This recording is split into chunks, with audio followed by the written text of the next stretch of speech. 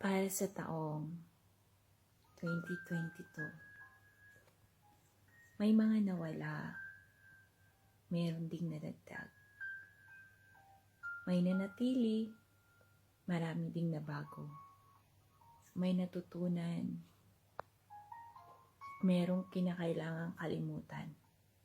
At sa paglipas ng panahon, mas naging maluwag para sa aking tanggapin ang ganitong pagdaloy ng buhay. Panibagong pagsubok na kailangan nating harapin sa bawat isa.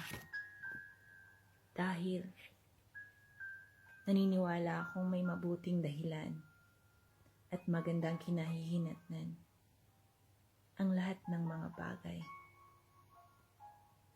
Kaya 2022, masaya ako para sa akin.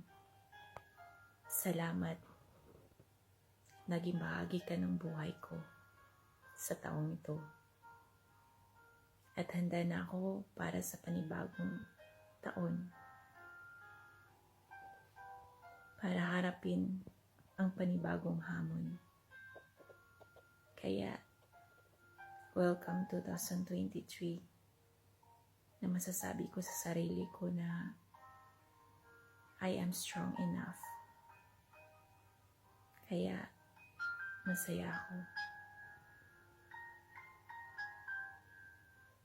Thank you.